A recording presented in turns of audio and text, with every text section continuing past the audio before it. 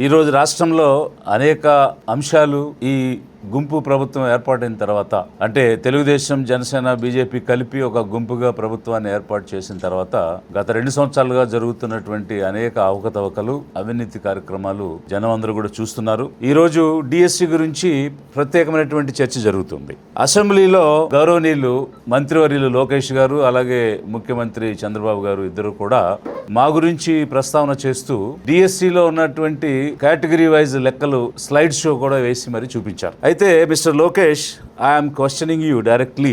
నేను అనేక ప్రశ్నలు లేవనెత్తాను డిఎస్సి రిక్రూట్మెంట్ లో. వాటికి దేనికి మీరు సమాధానం చెప్పలేరు. ఒక ఎడ్యుకేషనల్ క్వాలిఫికేషన్ అనేది లేకుండా, చదువు అనేది లేకుండా చదువు చెప్పే టీచర్ ని మీరు ఏ విధంగా నియామకం చేస్తారు? మీరు 447 అని 2 జీవోలు ఇచ్చినారు. ఈ జీవోల ద్వారా కనీస చదువే కాదు, కాంపిటేటివ్ ఎగ్జామ్ ను రాయకపోయినా కూడా టీచర్ గా అపాయింట్ చేయొచ్చు అని చెప్పడం స్పోర్ట్స్ కోటాలో. దానితో పాటు టెట్ అన్నటువంటిది కూడా లేకుండానే, టీచర్స్ ఎలిజిబిలిటీ టెస్ట్ కూడా లేకుండానే వాళ్ళని టీచర్స్ గా అపాయింట్ చేయొచ్చు అని చెప్తున్నారు. మరి టీచర్ ఎలిజిబిలిటీ టెస్ట్ అనేది section 2 right to education act ప్రకారం ఖచ్చితంగా ప్రతి ఒక్కరూ టెట్ పాస్ అయి ఉండాలి. అలాంటి పరిస్థితిలో టెట్ లేకుండా ఏ విధంగా జాబ్ ఇస్తారు? ఆల్రెడీ ఉన్నటువంటి టీచర్స్ కే సుప్రీం కోర్టు ఈ టెట్ కి ఎగ్జామ్షన్ లేదు, మీరు పాస్ అయి తీరాలి, లేకపోతే వారిని ఉద్యోగుల నుంచి తీసేయమని చెప్తుంది. ఒకవైపు చట్టమేమో ఖచ్చితంగా క్వాలిఫికేషన్స్ ఉండాలని చెప్తుంది, ఎలిజిబిలిటీ క్రైటీరియా.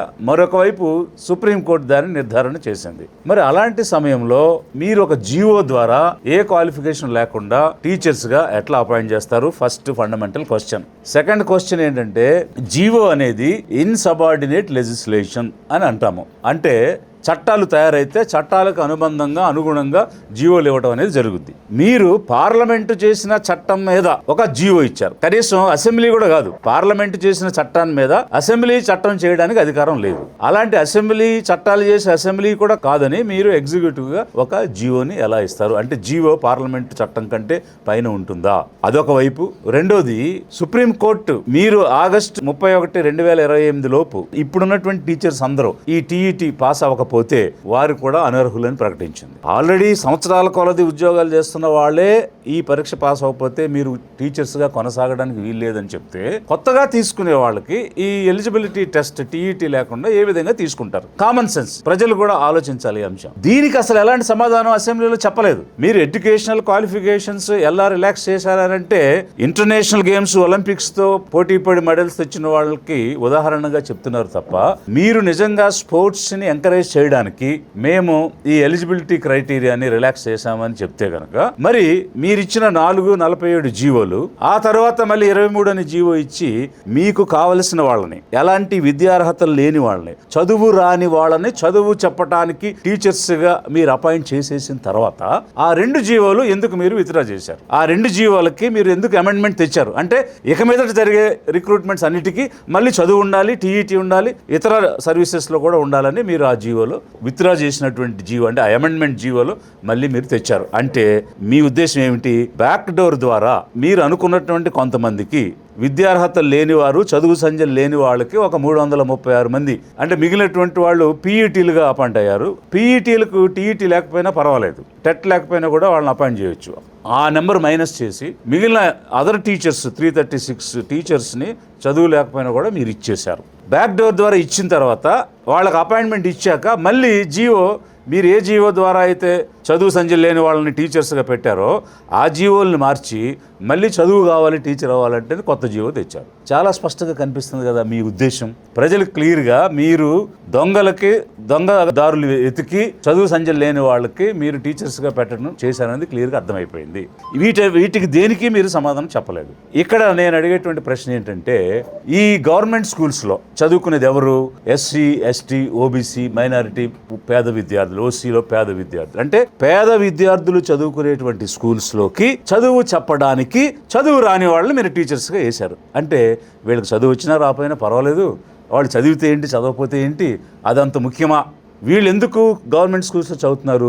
మీలాగా డొనేషన్లు కట్టి మేనేజ్మెంట్ కోటాలో స్టాన్ఫోర్డ్ యూనివర్సిటీ లాంటి చోట్ల వీళ్ళు ప్రైవేట్ స్కూల్స్లో చదువుకోలేరు కాబట్టి, డొనేషన్లు కట్టలేరు కాబట్టి, మేనేజ్మెంట్ కోటాలో తెచ్చుకోలేరు కాబట్టి గవర్నమెంట్ స్కూల్స్లో చదువుతున్నారు. అలాంటి వారికి చదువు చెప్పడానికి విద్యార్హత లేని వాళ్ళనే మీరు టీచర్స్గా పెడితే, ఒక విద్యాశాఖగా మంత్రిగా చదువు యొక్క విలువ మీకు తెలియదు అని చెప్పడానికి ఎంతకంటే నిదర్శనం కావాలా? చదువు విలువ తెలిసే ఉంటే మీరు కూడా మామూలుగా సామాన్య ప్రజలు ఎలా అయితే మెరిట్తో అడ్మిషన్ తెచ్చుకుని చదువుకుని మార్కులతో పాస్ అవుతారో, అలా మీరు కూడా మెరిట్తో అడ్మిషన్ తెచ్చుకుని మేనేజ్మెంట్ కోటాలో డొనేషన్ ఇప్పించుకుని తెలిసినటువంటి వాళ్ళతో, లేకపోతే సత్యం రామలింగరాజు లాంటి వాళ్ళతో మీరు డొనేషన్లు కట్టించుకుని స్టాన్ఫోర్డ్ యూనివర్సిటీలో సీట్లు తెచ్చుకున్న విధానంగా వచ్చారు. కాబట్టి అలా వచ్చారని జనం చెప్తున్నారు కాబట్టి మీకు చదువు విలువ తెలియదు అని మేము అనుకుంటున్నాం. అందుకే చదువుల మంత్రిగా మీరుండి చదువు రాని వారిని టీచర్స్గా మీరు అపాయింట్ చేశారు. ఇది ఒక వైపు అయితే, మీరు మీ తండ్రి గారు మా గురించి ప్రస్తావన చేశారు. ఐఏఎస్ ఎలా వచ్చిందో ఆయనకు తెలియదు అని మీరు అసెంబ్లీ సాక్షిగా చెప్పారు. నిజమే, మేనేజ్మెంట్ కోటాల్లో చదివిన వాళ్ళకి ఐఏఎస్ ఎలా వస్తుందో తెలియకపోవడం అనేది సహజం, సమంజసమే. ఎందువల్లంటే మీకేం తెలుసు మెరిట్ అంటే, మీకేం తెలుసు కాంపిటేటివ్ ఎగ్జామినేషన్ అంటే? ఐఏఎస్ అనేది ఒక కాంపిటేటివ్ ఎగ్జామినేషన్ రాస్తే అందులో కంపారిటివ్ మెరిట్ ఎవరికి ఉందో వాళ్ళకి వస్తుంది. అలాంటి ప్రక్రియలు ఎప్పుడు పాల్గొనలేదు కాబట్టి మీకు ఐఏఎస్ ఎలా వస్తుందో తెలియదని పాపం అసెంబ్లీ సాక్షిగా ఒక నిజాన్ని మీరు ఒప్పుకున్నారు. దానికి నేను అభినందిస్తున్నాను. అయితే మేమేం చేశాము ఈ రాష్ట్రానికి సేవలో అనేటువంటి ప్రక్రియ కూడా మీరు మాట్లాడారు, ప్రస్తావన కూడా చేశారు. మీకు ఒక శాఖ ఇస్తే ఆ శాఖను నిర్వహించలేక ఆపసోపాలు పడుతూ ఉన్నారు. డిఎస్సిలో అనేక రకాలైనటువంటి అక్రమాలు చేయటమే కాకుండా విద్యార్హతలు లేకుండా విద్య రాని వాళ్ళని విద్య నేర్పించడానికి మీరు టీచర్స్గా పెట్టి ఒక శాఖను నిర్వహించలేక మీరు కింద మీద పడిపోతూ ఉన్న పరిస్థితి కనిపిస్తుంది. మేము ఒక శాఖలో పనిచేసినప్పుడు 1,35,000 ఉద్యోగాలు ఎలాంటి చిన్న అరమరిక లేకుండా, చిన్న రికమెండేషన్ లేకుండా, చిన్న తప్పు లేకుండా వార్డు గ్రామ సచివాలయాల్లో దేశంలో రికార్డు 2 నెలల్లో పరీక్ష నిర్వహించి పేపర్లు దిద్ది మార్కులు ఇచ్చి మెరిట్ మీద ఈ రాష్ట్రంలో మేము చేశాము.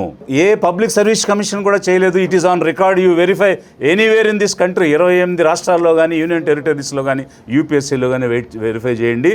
2 నెలల్లో 1,34,000 ఉద్యోగాలు ఎలాంటి అవకతవకలు లేకుండా చేయడం ఒక ఆంధ్రప్రదేశ్ సచివాలయ ఉద్యోగాల్లో మేము చేశాం.